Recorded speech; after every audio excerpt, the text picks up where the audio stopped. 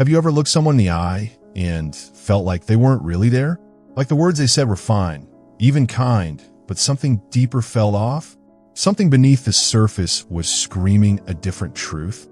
It's not just you, because every person is saying something, even when they say nothing at all. The body speaks, the tension whispers, the timing confesses. The crack in their voice reveals what their words are trying to hide. And if you can learn to listen beneath the surface, you'll hear the truth long before it's ever spoken. Let me show you how. This video is not about manipulation. It's not about reading someone to gain power over them. It's about understanding the human soul and seeing what most people never see. Because most people don't speak from truth. They speak from memory, from fear, from adaptation, from a self that was constructed to be safe, not seen. Jung called this the persona, the carefully crafted face we wear to survive in society, the acceptable version of ourselves that we present to the world. But beneath the persona lives the shadow, the parts of us we were told were too much, too sensitive, too angry, too real, the aspects of our humanity that we learned to bury so deep we forgot they existed. And here's what most don't realize. Every person is leaking information about their shadow. Not through what they say, but through what they can't help but show. The way they hold their shoulders when certain topics arise. The topics they change too quickly. The emotions they refuse to name. The patterns they repeat without knowing why. Today, we're going to learn to see it together. Not to judge or control, but to understand. To connect. To heal. Let's begin. Meet Sarah. She's the friend who's always fine. Ask her how she's doing after a breakup, and she'll smile brightly and say, "Oh, I'm great. Really, I'm better than ever." But watch her hands. They're trembling slightly as she reaches for her coffee. Notice her laugh. It's just a beat too loud, a note too high. See how quickly she changes the subject when love is mentioned. Sarah isn't lying. She's surviving. The mask isn't deception, it's protection. The person who's always fine often isn't. The one who never cries might be carrying the most grief. The man who jokes about everything may be hiding a sadness so deep he can't even name it. Jung understood this. We don't just wear masks to fool others. We wear them to fool ourselves. But no matter how polished the persona, the truth leaks through. In the hesitation before an answer. In the way their eyes shift when it gets too real. In the way they repeat certain phrases like they're trying to convince themselves. I'm over it. It doesn't bother me. I'm not afraid. The first rule of reading people, don't just hear what they say. Watch what their body whispers when they think no one is listening. Jung understood projection better than anyone. He knew that what we judge harshly in others is usually what we're desperately avoiding in ourselves. Think about the person in your life who attacks vulnerability, who rolls their eyes when someone cries, who calls emotional expression weak or attention-seeking. What are they really saying?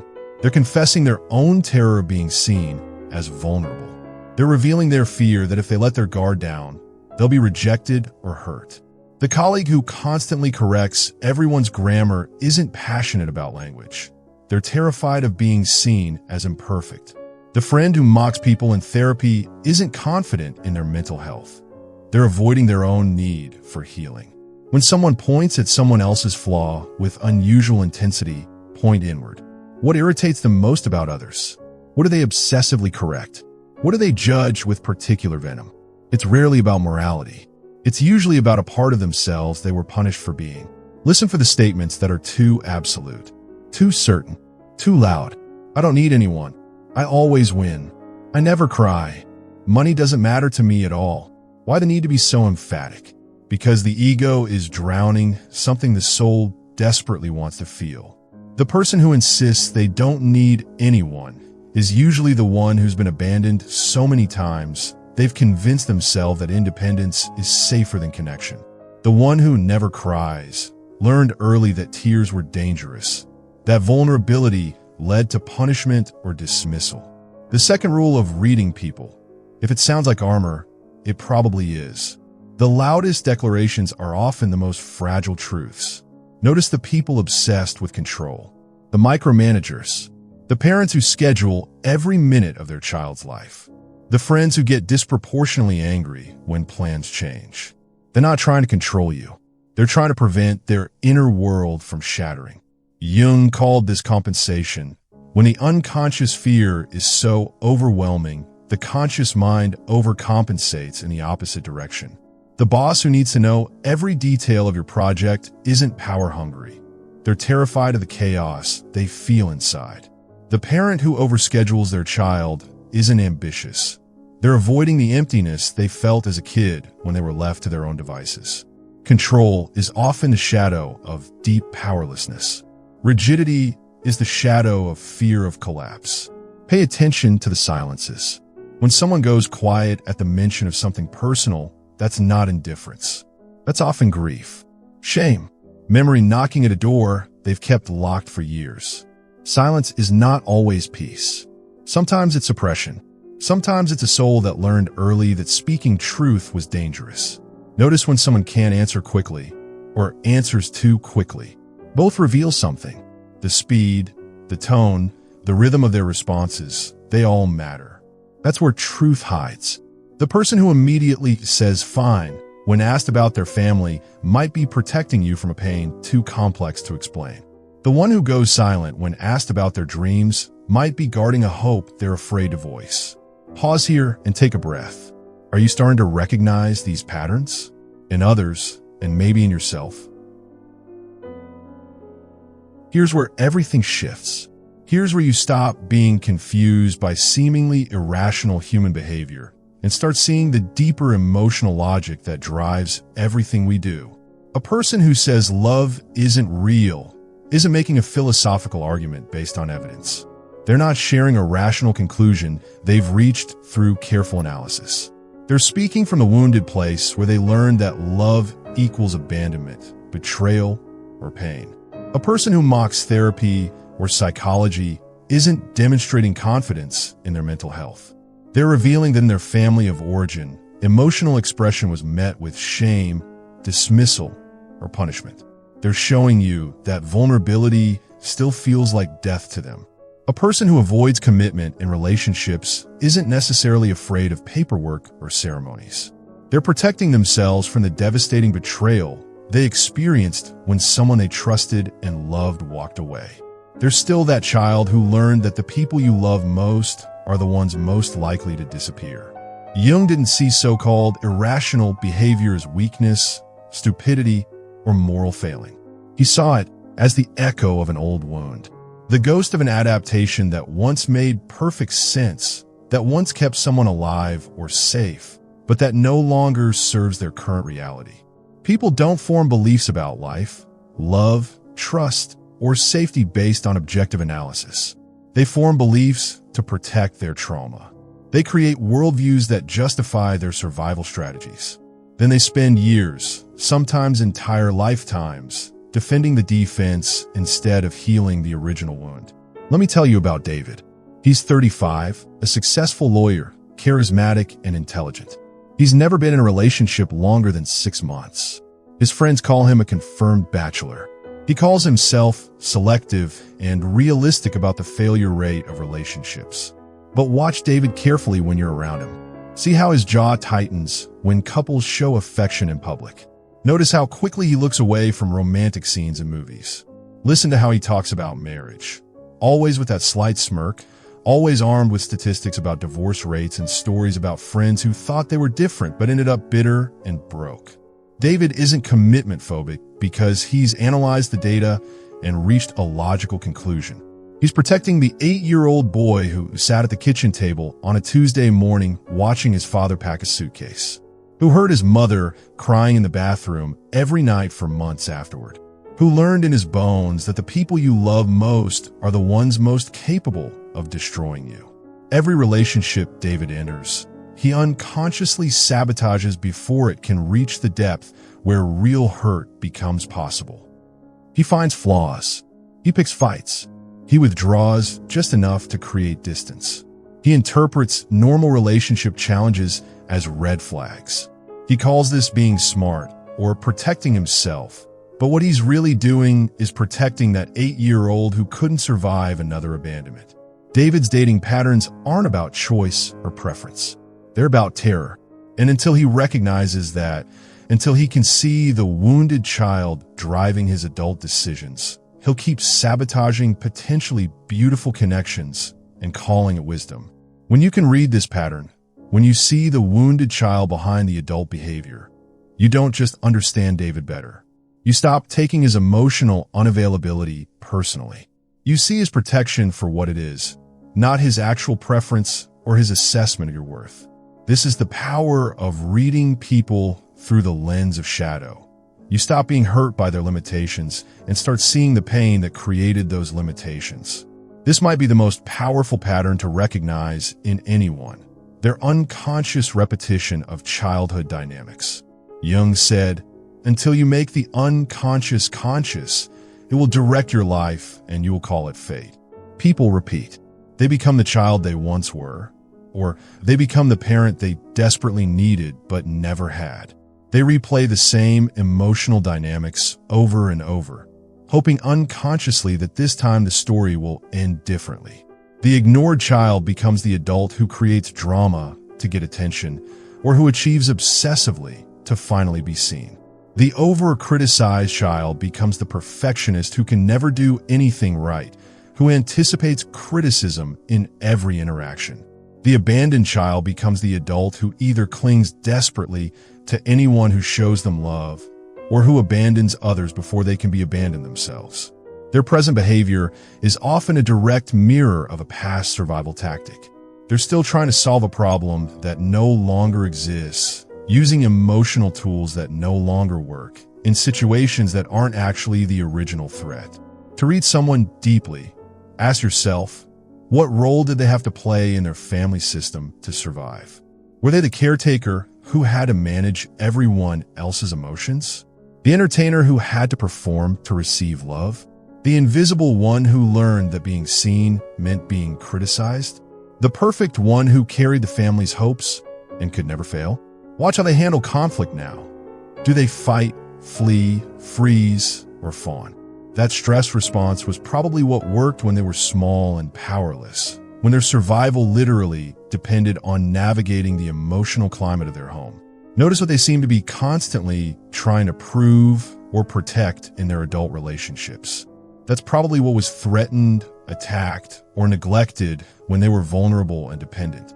The adult who can't say no was probably the child who learned that other people's needs always came first, that their own wants were selfish or burdensome.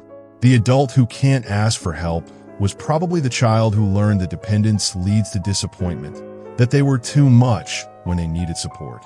The adult who needs constant reassurance was probably the child who never knew if love was secure, who learned that approval could disappear without warning. The adult who keeps everyone at arm's length was probably the child who learned that closeness meant invasion, criticism, or control. If this part is hitting something deep in you, keep going. The next few minutes might feel like looking in a mirror you've been avoiding. Here's a pattern that will reveal someone's deepest, most hidden desires without them ever confessing a word. Pay attention to what they attack, diminish, or mock in others.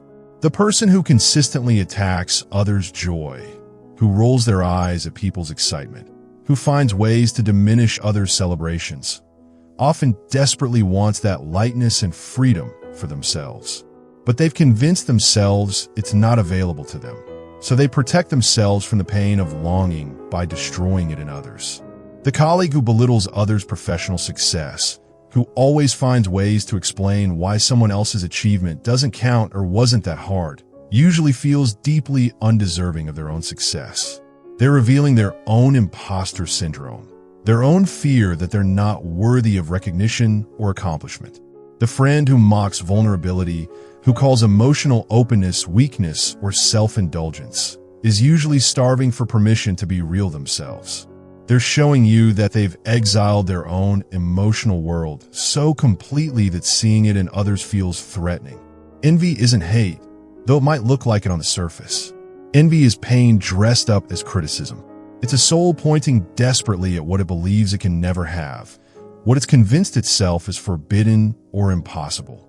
Jung called this the unlived life, all the dreams, qualities, experiences, and aspects of ourselves that we've decided are not for us. Often these decisions were made unconsciously in childhood, when we learned that certain parts of ourselves weren't acceptable, safe, or welcome. When someone consistently attacks a particular quality in others, they're usually revealing what they've exiled from themselves. The person who calls others too sensitive has probably shut down their own emotional responsiveness to survive in a family or culture that punished feeling. The one who mocks dreamers and idealists has probably buried their own hopes so deep they've forgotten they exist.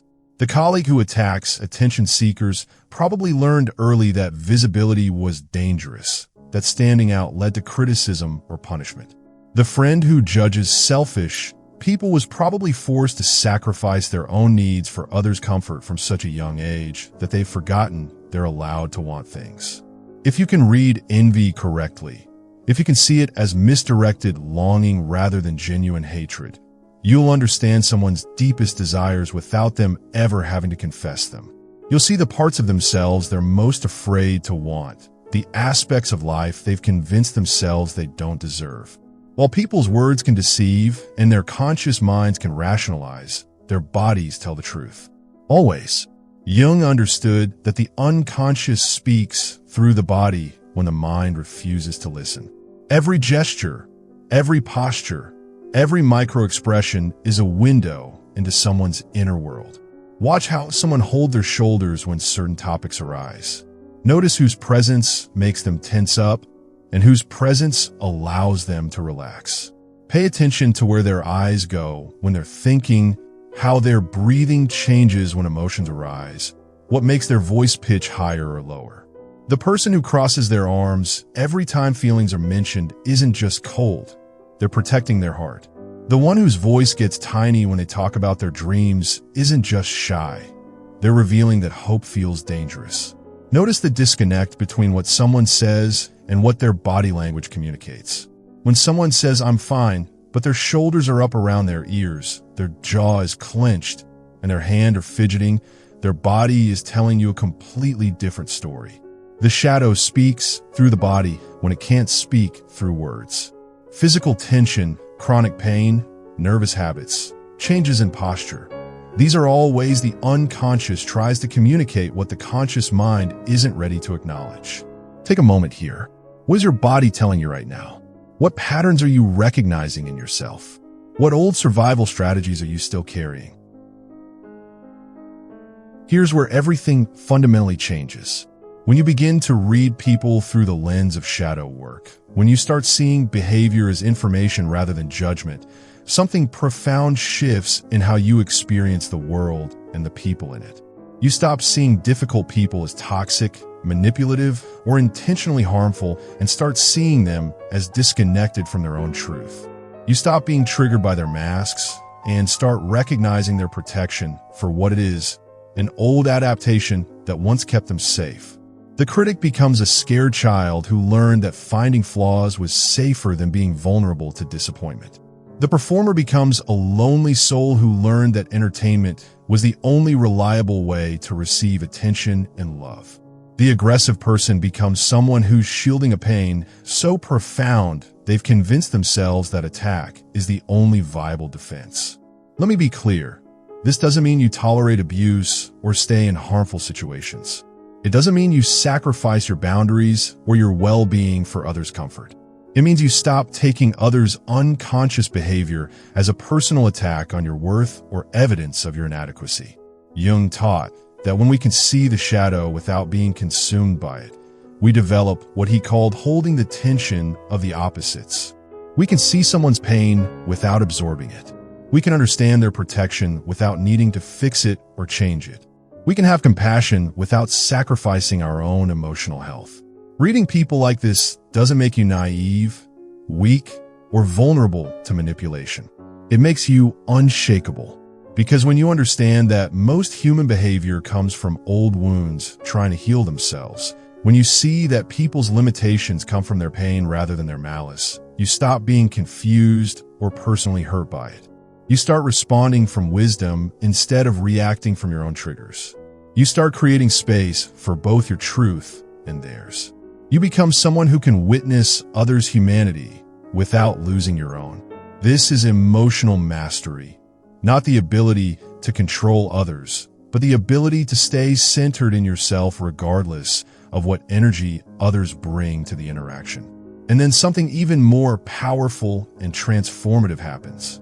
As you learn to read others with compassion and understanding, as you practice seeing their behavior as information about their inner world rather than judgment about their character, you inevitably start to recognize yourself in the mirror. All the times you said you were fine when you were actually falling apart inside.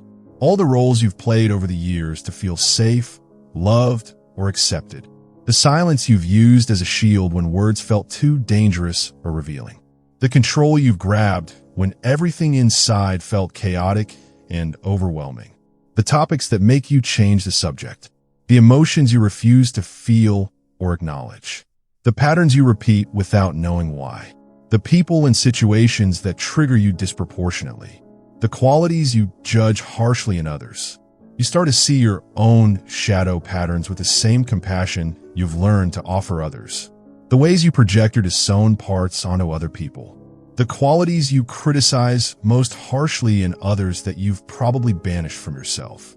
The survival strategies you developed as a child that you're still using as an adult, even though they no longer serve you. Maybe you realize you're the friend who always deflects with humor when conversations get too real, because you learned early that being seen as the funny one was safer than being seen as the needy one. Maybe you recognize that you're the one who attacks vulnerability because your own sensitivity was mocked or dismissed when you were small and couldn't protect yourself. Maybe you see that you're the one who needs to control every detail of every plan because chaos still feels like death to the part of you that survived an unpredictable, unsafe childhood. Maybe you understand for the first time why certain people trigger you so intensely. They're reflecting back parts of yourself you've been trying to avoid or deny. This recognition doesn't come with shame or self-attack. It comes with profound relief. Finally, you understand why you do what you do. Finally, the unconscious patterns that have been running your life, the invisible strings that have been pulling your emotional responses, step into the light where they can be seen, understood, and ultimately healed. Reading people teaches you to read yourself.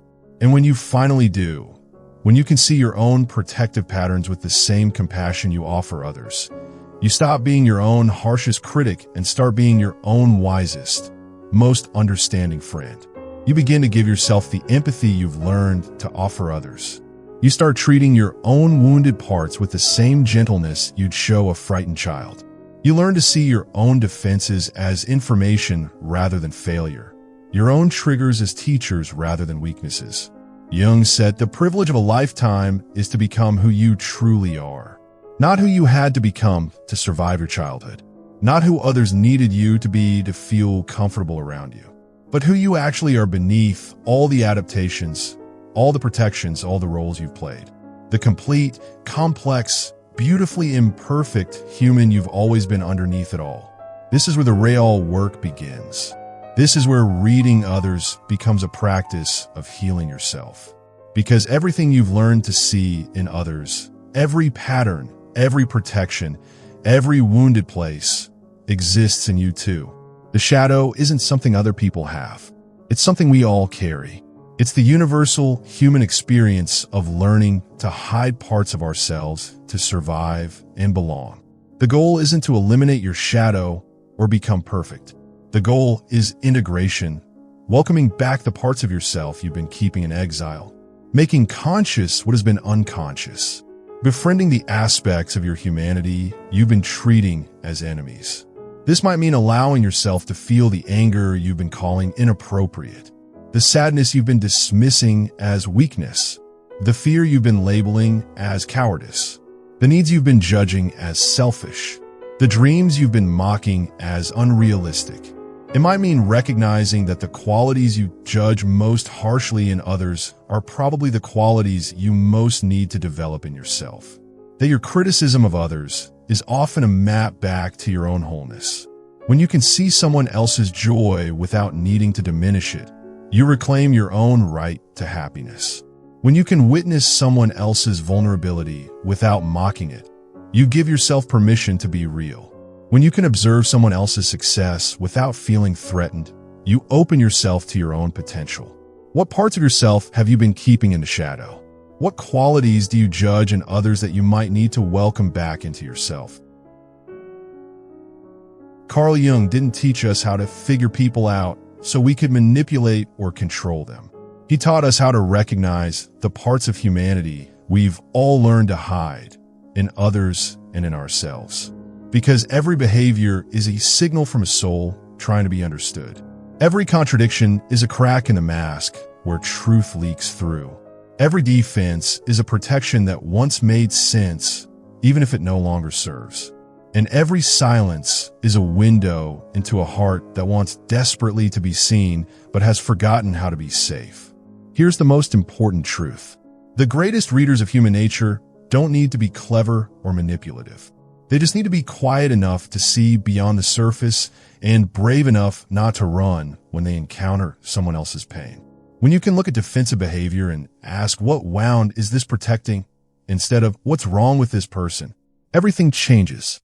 When you can see someone's mask and recognize it as armor instead of deception, you stop being hurt by their inability to be real with you. When you can witness someone's projection and understand it as their unlived life trying to find expression, you stop taking their criticism personally. So next time you're with someone who seems difficult, angry, or shut down, don't ask what's wrong with them. Ask what hurt are they protecting? What adaptation helped them survive? What part of their humanity do they have to exile to be acceptable? And maybe ask those same questions about yourself. Because the more clearly you see others' shadows, the more clearly you'll finally see your own. Not to judge it or fix it, but to integrate it. To welcome back the parts of yourself you've been hiding. Jung called this process individuation, becoming whole by reclaiming all the pieces of yourself you scattered along the way. It's not about becoming perfect. It's about becoming real. Not the mask you wear for safety. Not the role you play for approval. But the complete, complex, beautifully imperfect human you've always been underneath it all. The part of you that has been waiting patiently in the shadow to finally be seen, accepted, and loved. If this video has stirred something in you, I'd love to hear about it in the comments. What patterns did you recognize? What shadows are you ready to befriend? And if you're ready to dive deeper into Jung's wisdom and your own inner world, subscribe for more videos like this. Because the journey of becoming who you truly are is the greatest adventure of being human. Consider this your invitation to see more clearly, to judge less harshly, and to love more deeply, starting with yourself. The shadow isn't your enemy. It's your hidden treasure. Time to bring it home.